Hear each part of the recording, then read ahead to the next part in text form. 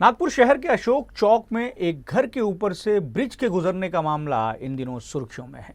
इसी को लेकर मनपा आयुक्त ने मंगलवार को एनएचएआई और काम कर रही कंस्ट्रक्शन कंपनी के साथ बैठक की। बैठक में एनआईटी के अधिकारी भी उपस्थित थे। इस बैठक के तुरंत बाद आयुक्त के निर्देश पर घर का सर्वे किए जाने का काम शुरू हो गया है, लेकिन इस बैठक में इस मामले को सीधे नागपुर महानगर पालिका से जोड़े जाने के एनएचएआई के ट्वीट पर भी आयुक्त ने नाराजगी व्यक्त की है। आयुक्त ने एनएचएआई और एनआईटी से उस प्रॉपर्टी की लिस्ट मांगी है जिनका अधिग्रहण किया जाना जरूरी है। घर की गैलरी से ब्रिज के जाने की चर्चा बीते दिनों खूब सोशल मीडिया में चर्चा पे रही। चर्चा अब भी हो रही है। नागपुर शहर के अशोक चौक में जो अलग अलग जगहों से आने वाले फ्लाईओवर हैं, उनके गुजरने के लिए जो एक जंक्शन बनाया गया है, उसी जंक्शन के काम में एक घर की गैलरी से जो है वो ब्रिज जाता हुआ दिखाई दे रहा है। इसे लेकर खासी चर्चा हुई।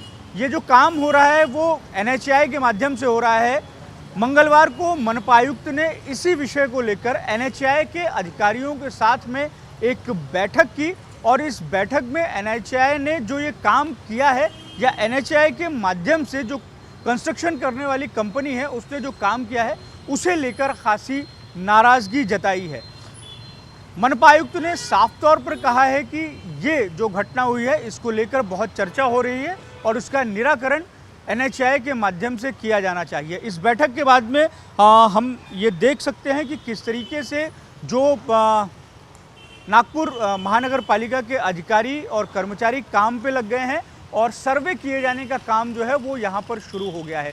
मनपा आयुक्त ने अपनी नाराज़गी इस बात को लेकर भी जताई है कि जिस तरीके से इस घटना की चर्चा होने के बाद में, जिस तरीके से घर की बालकनी से ब्रिज जा रहा था, उसकी चर्चा होने के बाद से सोशल मीडिया में जिस तरीके से एनएचएआई का बयान आया था और उसमें एनएचएआई ने ये अपनी तरफ से ये बात रखी थी कि वो नागपुर महानगर पालिका के साथ में मिलकर ये जो समस्या है एक तरीके से खड़ी हुई है, इसका निराकरण करेगी। मनपा आयुक्त ने इस बात को लेकर भी नाराजगी जताई कि बिना नागपुर महानगर पालिका की कंसर्न के आपने इस तरीके का बयान सार्वजनिक क्यों किया, और जब ये काम किया जा रहा था उसके पहले नागपुर महानगर पालिका को किसी तरीके से सूचना क्यों नहीं दी गई। अब जब ये काम हो गया है और इस तरीके की स्थिति जब हम देख रहे हैं तो जो घर के मालिक हैं उन्होंने बालकनी का वो हिस्सा जो इस ब्रिज के एकदम नीचे था उसको तोड़ भी दिया है। बावजूद उसके एक जो बड़ा हिस्सा है वो अब भी ब्रिज के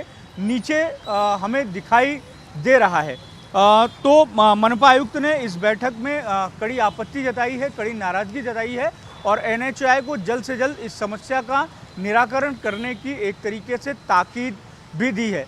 इस बैठक में मनपा आयुक्त ने कई और महत्वपूर्ण बातें कही हैं कि जब ये काम करना था तो उसके पहले ही नागपुर महानगर पालिका को किसी तरीके की सूचना क्यों नहीं दी गई। सूचना दिया जाना बेहद ज़रूरी था। बावजूद इसके नागपुर महानगर पालिका जो लोकल अथॉरिटी थी उसको इस बात से एक तरीके से अनभिज्ञ रखा गया और उसके बाद में इस तरीके से बिना नागपुर सुधार प्रन्यास की रजामंदी से इस तरीके का आप सोशल मीडिया पर बयान दे रहे हैं, जिससे और इस पूरी घटना को नागपुर महानगर पालिका से जोड़कर देखा जा रहा है, जो कि सही नहीं है। इसलिए इस समस्या का आप निराकरण तुरंत करवाइए। वीडियो जर्नलिस्ट लोकेश मोहिते के साथ दिव्येश द्विवेदी, यूएसएन न्यूज़, नागपुर।